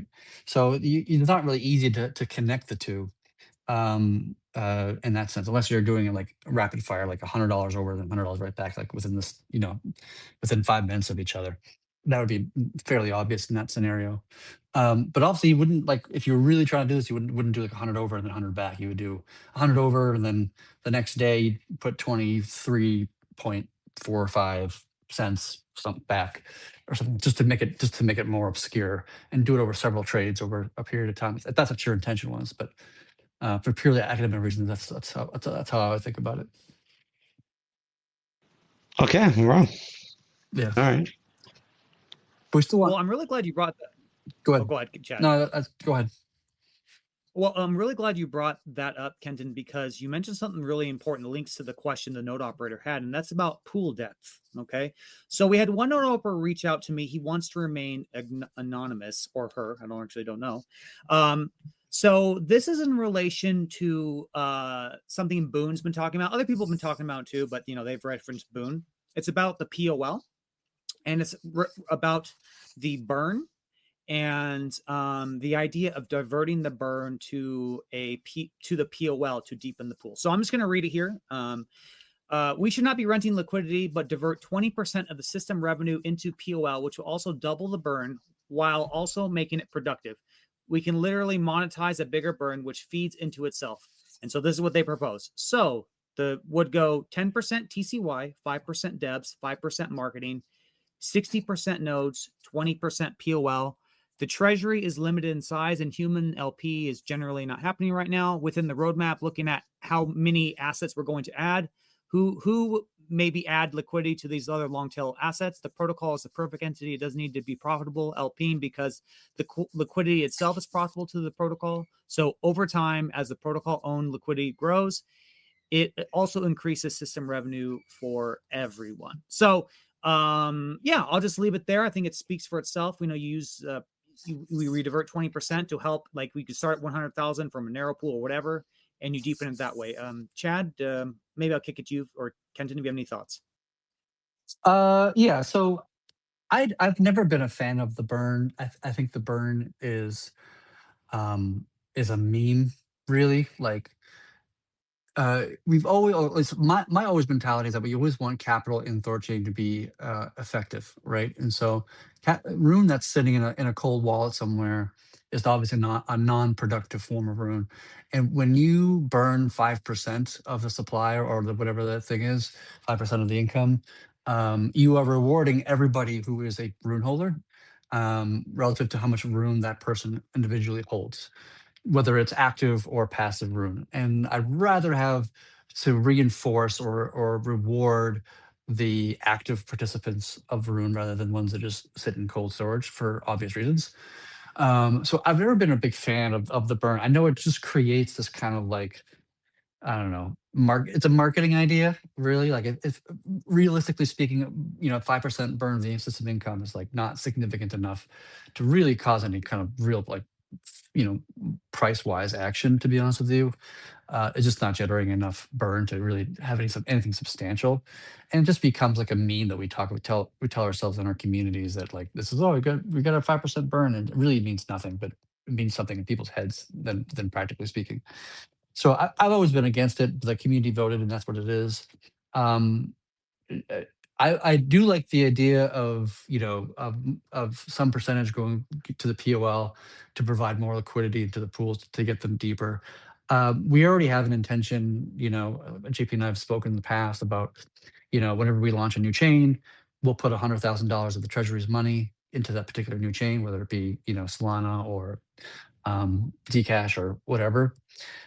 If it becomes like a problem where we're adding so many chains that we just can't keep doing it because it's just a lot of money, obviously, then we can probably reestablish things, or maybe instead of doing $100,000, we can start doing $50,000 or $25,000 on these, especially these smaller pools, smaller chains like Stellar Lumens, for example. It has some volume on Near, but the volume is like very very small. So maybe we wouldn't put 100,000 in that particular case. I don't know. I'm open to it. I think what this person's like proposing is a reasonable proposition, and I'm open to talking more about it. Okay, there we go. Slamhammer, go ahead. Yeah, I mean, I agree to some extent with you, Chad, in that the burn as it is right now is not having any meaningful impact on the price. I do think that there's two things. One is that um, I think there is still some value in, even if it is a meme, in using those kind of things to win community sentiment. Because I think at times THORChain's taken the stance of, we have the best product, and which I do believe we do, but that's all we need to do, and we don't need to focus on sort of selling it. And I know things are shifting with Kenton's efforts and things like that, but I do think it's a good show that we care about sentiment. And I think the second point is that um, I have something drafted up. I need to finish editing it this weekend, and then publish it. But essentially, I think as THORChain currently stands, the protocol's operation is relatively agnostic to the price of Rune, right? So the only thing that, from my perspective, is affected by it, especially now that we're adjusting the security caps, is that when Rune price goes down, obviously ARBs remove assets from the pool, and then pool depth decreases. But with how efficient our liquidity is at the moment, Rune price would really have to fall for that to be an impact. The reason why I'm bringing up price is, I think, when we're talking about sentiment and marketing and rebranding and things like this, Kenton, you put a very good post in the Discord. I do have this in my head that we are really going to be able to put all of this behind us when we start seeing some Rune price appreciation, especially given that when that happens, synth liquidity, the pressure is alleviated there. That seems to have a positive effect on TCY, given that that trades between sort of a sixth and a seventh price of Rune and things like that. And so, yeah, I guess what I'm trying to say is I believe strongly in the product. I think, all of the features and things that you're discussing are excellent. I just think if we are really trying to capture hearts and minds and improve sentiment, I think we do need to have some focus on the Rune price as well. Yeah, I mean, for me, this is just my own personal 2 cents, but I'm more of a fundamentalist. Like, I care less about sentiment. And I think in my worldview is that sentiment should follow fundamentals. So when sentiment should go up because we just launched Memolist, for example, right? When we do something on the protocol that really improves its kind of its fundamentals, or conversely the opposite, something happens and really hurts our fundamentals, the sentiment should, in theory, should follow that. Now, that's obviously it's a it's a little bit ideologue perspective, but I don't want to spend I wouldn't want to spend my time trying to like hack sentiment in the community, and rather just do it through providing actual features that actually matter, that actually will improve. Like we were talking before about speed. How fast we can execute our trades. That should be a positive kind of. That should improve our sentiment, right? Limit swap should improve sentiment, right? Memolist should improve sentiment. Adding more chain should improve sentiment. Monero should improve sentiment. Like all these things. This is how I want to improve sentiment, is through that. I don't want to do it through this like, oh, we're going to burn 5% and it's going to mean nothing for the actual protocol, but we'll convince everybody it does. Like that just, to me, is just like the wrong way to go at it in my own 2 cents. Yeah, it's interesting conversation between, the sentiment of the market and then like what's the practical application of what we're doing. Because, the deflationary narrative, it is popular, but maybe there is a way we can have our cake and eat it too. If with the POL idea, you are technically burning the asset because the POL can never be withdrawn. And then we're also deepening the liquidity of the pools. Interesting conversation to be sure. Kenton, were you trying to say something? I was just curious. Let's like logically understand what Chad is saying. I'm curious. So kind of one of the ways I viewed the burn is a way to get Rune out of weak hands and as a way to suck Rune off of decentralized exchanges. And so I'm not saying we should. I'm just saying in theory, if we increase the Rune burn and we're burning all this Rune, and in my mind, it's just slowly reducing the supply on Binance. And if you agree with that, does that not have some value to the protocol? Like make things better for us? Removing Rune from like Binance or whatever. Yeah, and getting basically I feel like we have a tail wagging the dog scenario where I cannot but feel the price of Rune is dictated on Binance, where it should be dictated on THORChain, and because there's such a big supply there. Yeah, they have a big. So that's it's. They don't have a lot of. I don't know what the trade volume is. Like, what matters more is the trade volume. So how much Rune is traded on THORChain versus how much Rune is traded on Binance. That tells you how much each exchange contributes to the price of whatever Rune is. Binance, they have a lot of Rune, but it's not used for trading. It's people's deposits for the vast majority of it, at least, right? So it's not really used to buy and trade. People just buy it and they just sits in the cold storage on Binance, and it doesn't really contribute to the price of Rune in one direction or the other. Okay, cool. Well, go ahead, Sam Berman. Sorry, I was just going to say, I think the thing, Kenton, is I completely agree with your aim, right? In terms of driving Rune into for me, it's into more activity within the protocol, right? Whenever I see those Thor info bots updates come out, and I see the fact that about, let's say, 40% of Rune is actually active in the protocol. We have so much Rune floating in wallets and on centralized exchanges. And when I compare that to a chain like Ethereum or Solana or something like that, where their token isn't even as fundamental to the protocol operation as Rune is, but they have higher staking participation and things like that. I do think, really, how are we able to drive more activity to the protocol? And I think, but I guess to Chad's point, the difficulty is when we have a mechanism like the burn, it rewards people who are just sitting there doing nothing, right? The only way that it gets it out of the weak hands is if those people actually sell, due to price appreciation or whatever it is. And perhaps that's the mechanism that will eventually work. But it's a very difficult thing to try and increase network participation, increase the price, and at the same time get more activity into the protocol, because usually that kind of activity is incentivized through things like inflation. Yeah, I think if you want to get Rune out of Binance, you want to get Rune out of cold storage, we have to give them an avenue to invest Rune on the protocol. And we already had that. We got bonds, we got pools and stuff like this.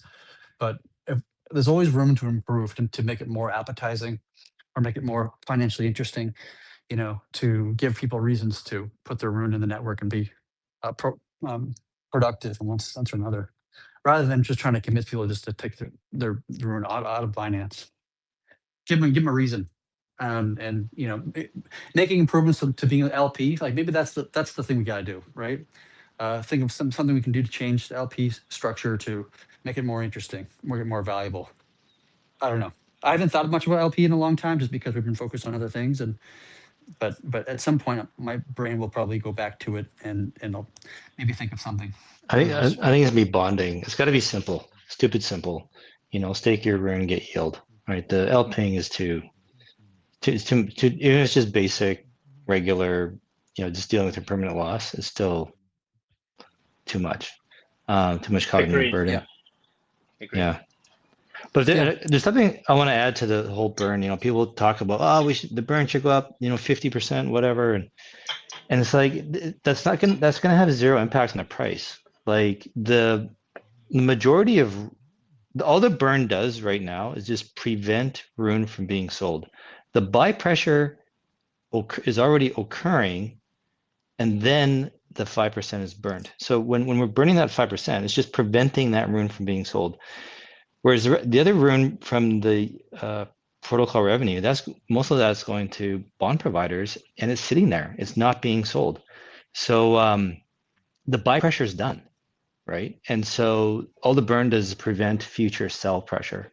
So if we increase the burn percentage, all that's going to do is just decrease future potential sell pressure. It's going to have no immediate impact on the price. So I feel like a lot of people don't get that. The Rune going to bond providers is in effect tying up Rune so it can't be sold. And they've proven to be like strong hands. I think that's kind of true in the short term, but I mean, I've been looking back to January, where I don't think looking past that is relevant, just due to the number of changes we've had since then. And the total bonded Rune has stayed relatively constant, right, around the 100 million mark. And I think if what you're saying is true, Kenton, we should see more of a steady increase in that. So I do think over time, bond providers are taking yield or things like that, and are cashing out to some extent. Yeah, but I mean, dude, you got to put this year into context. Like, this has been brutal. I think it's pretty friggin' amazing that the bonded Rune has gone sideways from January 1 to today. Like, that's incredible. You know what I mean? Like, there's people selling. There's definitely people who have unbonded and bond providers gone because they're done with THORChain. The token's down, whatever. It's not just skimming yield. Right? If we had the complete opposite year, where everything was banging, positive news, everything's good, we're growing, volumes up, all this great stuff, I'm inclined to think we would see the opposite. We would see more Rune bonded in the nodes.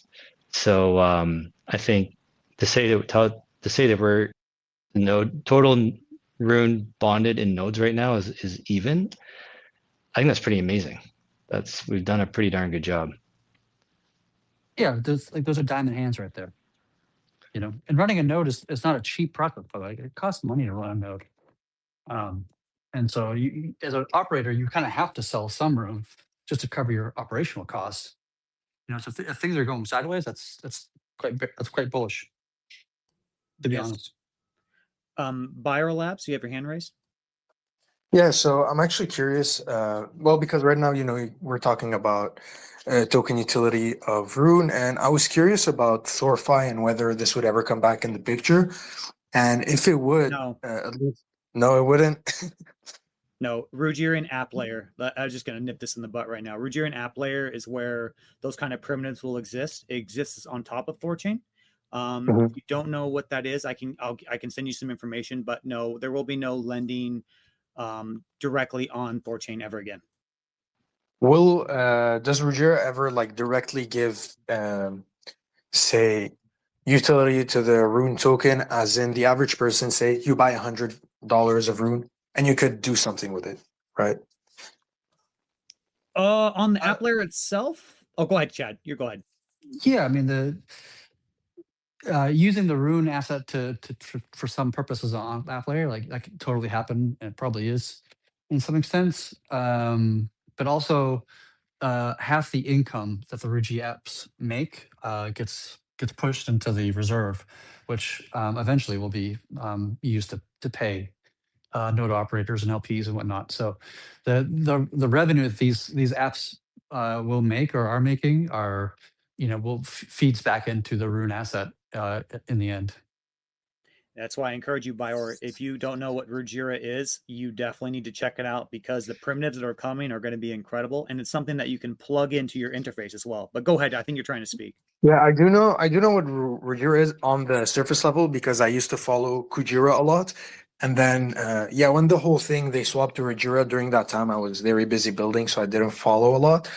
So I'd be very interested to look into it. But mainly what I wanted to say there was, I mean, ever since I got into THORChain, I always thought that it would be very interesting if there would be a specific utility, say, for the average person who, say, has only $100 or $200, and they could buy the Rune to do something with it, say, like they would actually want, let's say, a service or a product, whatever it is, and it would require them to buy the Rune, and that would create demand for the token coming from like the average person.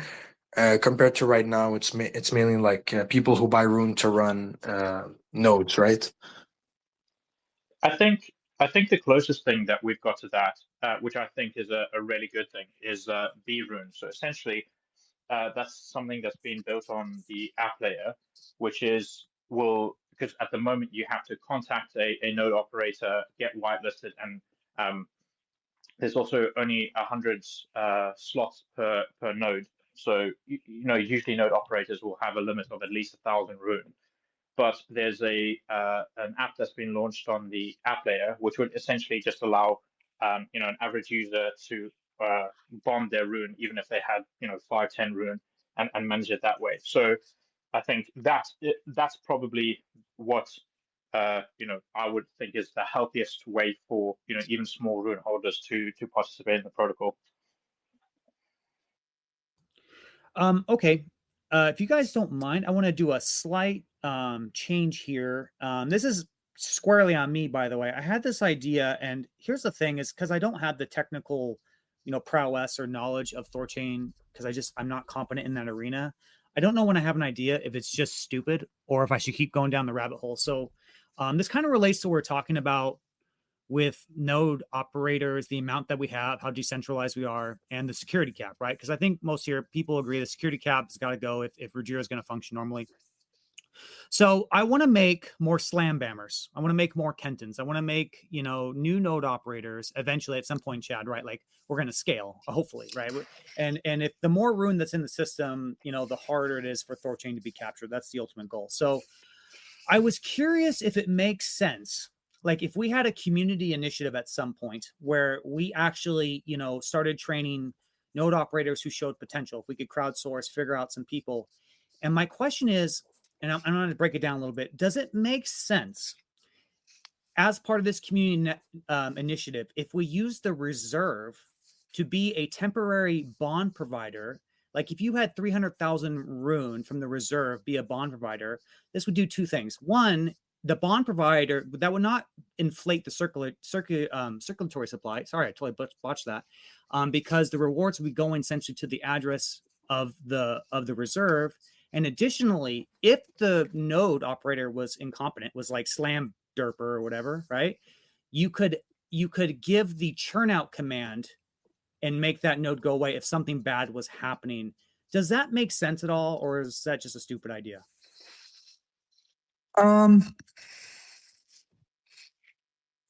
Think about that for a second. Well, the question, so it raises a lot of layers to your question here. It's actually a more complicated than you probably thought about it as. First of all, like, who controls the reserve, right? And who's going to decide which nodes get 300,000 rune or whatever? Like, that's the first thing. And like, how does that go? Maybe it's the protocol, it does a vote. Maybe, we transfer some of the reserve to the treasury, then the treasury kind of controlled it, has communications and relationships with, people who want to operate nodes, whatever. That's one layer to it. The other layer is that like adding 300,000 rune to a node in this case, does it, like, how much does it really change, of the protocol itself? Like, if the security cap is no longer like a hard cap anymore, it's quite soft, and it's still hard technically right now in this current moment, but it might change in the future. Then it becomes like, well, how much extra value does it really give to the protocol? That becomes a kind of a debatable topic to some degree. Because in the end, like, what makes something decentralized is the number of hands and the amount of of liquidity or volume, not volume, but the amount of like the number of hands, how much money those hands have to make something decentralized. If you just have the protocol be like the hands, like not the capital, but not the hands, then it's like it really doesn't really provide that much, value. I would argue at that point. Could I add something right there? Yeah, go ahead. My idea was it wouldn't be forever, right? It's like you give them maybe like 4 months and say, listen, the reserve's gonna be a bond provider for 4 months. You have 4 months to find enough other bond providers. And you got to try and sustain yourself after that, right? Because you're right, the bond providing from the reserve is kind of hokey. I don't know how you say it. Yeah. Do you think that would make sense? If you want to do it as like a training wheels thing, maybe. I wonder if like, because the idea for me is just to increase the number of unique node operators, because ideally you don't want the reserve. I would just love to find bond providers and just get them on those, like Slambammer. I help people find Slambammer. Here's the interesting point is like, as long as the protocol is designed the way it is, and the fact that we have like 6 Asgards, like, we try to make efforts in the design of the protocol to make sure that each Asgard vault has a relatively equal amount of bond. It's not exact, but it's reasonably close as we can get it. And how we establish that is just by saying, like, by having a maximum number of rune bonded to an individual node means that somebody's going to have, instead of one big node, they're going to have 3 separate nodes or something like this. And we also set up a minimum amount of bond, right? Which is, I think right now is like 300,000 rune. If you were to cut that 300,000 rune down to, let's say something really small, just call it 10,000 rune, 5,000, 1,000 rune, whatever, it doesn't really matter. Then you just get into a problem where, like, you are adding a bunch more nodes into the system that's not really, providing any, financial security. Yes, you're decentralizing more in some ways because you have just more individuals, hypothetically. So you're creating that kind of scenario, but then it also becomes like, well, if I want to attack the network, I can just create 100 nodes that have 1,000 bond each and attack it, and then it becomes like a cheaper to attack in that sense. I don't know. It's more complicated than it sounds at its face value of how that would look. We already kind of do that with the treasury now. Like, we sometimes have deals with people in our industry that we will bond a node for them. They will operate the node. They get to keep the yield of that node, but we keep the rune we use to bond, just to help, like, THORSEC, for example, might be an example of that, or I don't know if we have a deal like this with Liquify, but sometimes we have partners we do this with. But that's using the treasury's money rather than the reserves money. Yeah, and I don't want to take this space up with my half-baked idea. I was just curious, unless I know Slam Bammer, if you're trying to say something, go ahead. Yeah, and look, if I'm honest, so I think I definitely take Chad's point in that the the actual security that's derived for the network is the value that people put in it, right? And I think, one of the reasons why it is so important that node operators do put up capital is otherwise they've got to have skin in the game. Yeah. So it, and I'll also say that I like your idea in theory in that I think it will maybe try and get some people out of the woodwork to give it a go. But I'll also say that I think that they need to have more skin in the game because otherwise they won't last. I can tell you in my experience, and maybe this year has been a harder year than most because we have gone through a lot of changes, but getting bond providers as a new node operator can be challenging, right? So even if you undercut in fees and things like this, trust is a big thing in the space, especially when you're putting up a lot of capital. People want to know that they'll be able to reach you, and people want to know that you know what you're doing. So even if you give them a few months leeway, I can see it still being very hard. I mean, that said, I'm always reaching out to people that I see around, in the spaces and things like this. If anyone wants to talk about becoming a node operator, please do reach out. I'm more than happy to give you my time. If you're around Western Europe, I'm even happy to meet up. Just it's important for the network, but I don't think getting the bond is immediately, at least for that short term, is going to be the bottleneck. Yeah, I'm just trying, because like you said, trust is a big factor, right? And that's why I think it should be a community initiative. And I don't want our trusted node operators to ultimately be our undoing because it's an attack vector, right? If you have a hyper concentration, which is I love Ruintard so much because he realized that and he helped train people, like yourself. So anyway, I don't want to consume the space with this idea. I just thought I'd mention it, but thank you. That was very interesting context, Slamhammer. Okay, is there anything else, guys? I feel like we covered a lot of ground here. Chad, Kenton, you guys have any other things? I don't. I think if Chad doesn't, we should wrap it up. Well, Bauer Labs, did you just raise your... Oh, go ahead, Chad. I'm sorry. No, go ahead. Yeah. So just real quick, I totally forgot to make this message at the start. I guess there's a lot less people now, but at BR Labs, as we are heading for the mainnet launch, we are looking to hire for any security devs who can help us basically audit our app. We need a full, and it could be contractor work, and it can go part time. I know in THORChain there's some of the best devs, so I'd be really. It would be really good if we can get some people from the THORChain devs to help us. Anyone who has any bandwidth to do part-time work, it doesn't matter. If you can just send us a message, or you can DM me on my own Twitter, which is Goatski. So it would be Goat and then with an S, and then you put key in the end. And I'll be more than happy to take a look. And if anyone knows anyone also, I'm more than happy if you can refer them to us, because it's been hard to find people, especially because we have a Flutter app. So I just wanted to say that. And thank you for giving me the chance to speak on this panel. Yeah, absolutely. And I don't want to shout him out in the crowd, but Joel might know some people too, but that might be me just talking bull honky, but he knows a lot of people. So maybe you can reach out to him as well.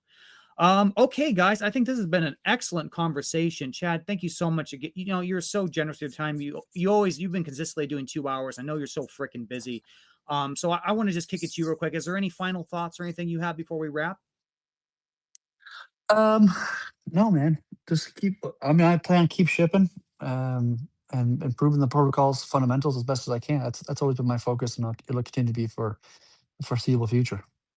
Yes, and you know what? You're absolutely doing that. I'm so glad you're back, man. You're a coding beast. And if anyone missed the beginning of this space, we talked about a lot of really interesting ideas and things and considerations regards to THORChain. So I highly recommend that you share this space or listen to recording and do both, right? Okay, guys. So with that said, I think we're going to wrap here. This Saturday, we're going to have Bio Labs, the person up here. Give them a follow. All right. They had a little introduction today, and we're going to be breaking them down fully on Saturday. So really looking forward to that. We have some more spaces coming. We don't quite have it yet worked out on the schedule as far as I know. But we'll probably announce something on Saturday for sure. Otherwise, thank you guys so very much. I am so excited. I love where we're going with THORChain. I am so bullish, you guys. I think we're doing all the right things.